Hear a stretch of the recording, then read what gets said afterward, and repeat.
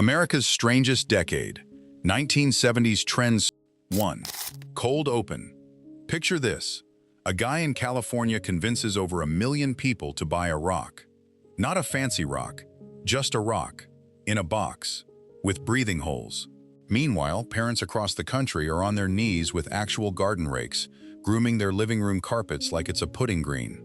And somewhere in a backyard, a kid is hurling a foot-long metal spike into the air and sprinting away from where it lands. This wasn't a fever dream. This was just a normal Tuesday in the 1970s. 2. Shag carpet and the rake ritual. Shag carpeting was everywhere, thick, shaggy, and dyed every color a 1970s factory could mix. It photographed beautifully, mostly because someone had just finished raking it before the camera came out. The catch? That deep pile swallowed everything. Coins, Legos, the occasional contact lens. A regular vacuum couldn't cut through it, so households kept a dedicated carpet rake by the door, and somehow, dragging it across the floor in neat rows became a weirdly satisfying chore. 3. The pet rock phenomenon. In 1975, an advertising executive named Gary Dahl packaged ordinary stones in straw-lined boxes, wrote up a tongue-in-cheek training manual on teaching your pet to sit and roll over, and sold the whole bit as a joke. The joke made him a fortune, north of 1 million units moved by the holidays, and he reportedly pocketed millions in just a few months. The gag worked precisely because everyone was in on it. And it didn't stop there. Stores also sold invisible dog leashes, a rigid handle shaped like it was attached to a dog that wasn't there, and people genuinely walked them down the street. The decade had a gift for turning literally nothing into a bestseller. 4. Streaking takes over campus.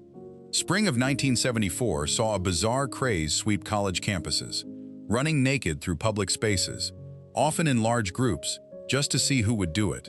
The University of Georgia reportedly had over 1,000 students streak at once. It even reached network television when a streaker bolted across the Oscars stage, live on air. Singer Ray Stevens turned the whole spectacle into a chart-topping novelty hit. Like most fads, it burned hot and fast, fizzling out within a few months. 5. Clackers. Fun until they weren't. 2 acrylic balls on a string, swung up and down to smash together rhythmically. That was the entire toy, and kids couldn't get enough of it. The problem surfaced once those balls started shattering on impact, flinging hard plastic shards everywhere. Regulators eventually pulled them from shelves as a safety hazard, but not before an entire generation had already spent years smacking them together in driveways and school hallways.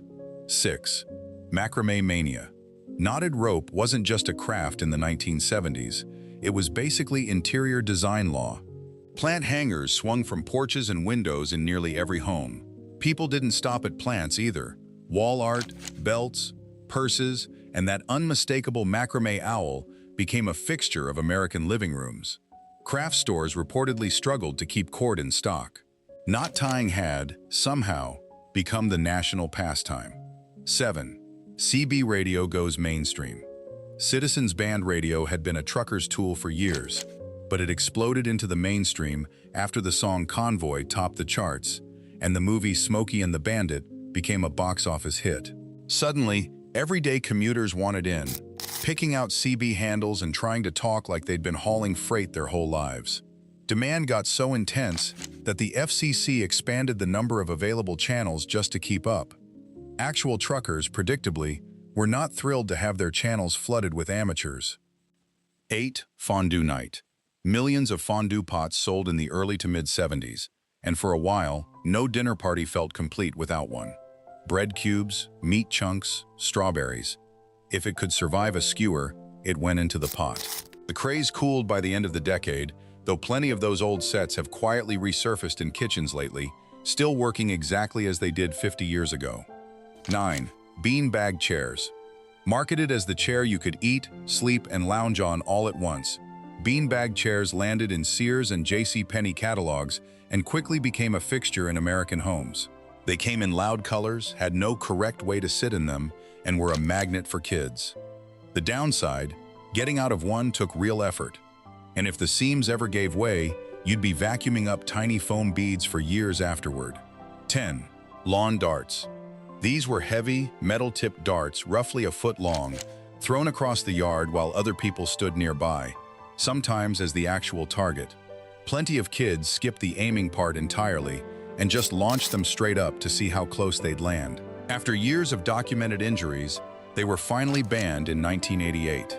By then, an entire generation had already grown up tossing them around backyards everywhere. 11. Dark wood paneling. A 1970s house without at least one room wrapped in dark wood paneling was the exception, not the rule. Most of it wasn't real wood at all, just pressed board printed with a faux walnut or mahogany finish. It was cheap, fast to install, and could transform a room in an afternoon. The trade-off was light. Paneled rooms tended to swallow it, leaving some basements and dens permanently dim. None of this felt strange at the time. That's exactly why it stuck with us 50 years later. If this took you back, hit subscribe for more trips down memory lane on memory trails. And drop a comment. Which one of these do you remember most? Or did we miss a 70s trend you still think about?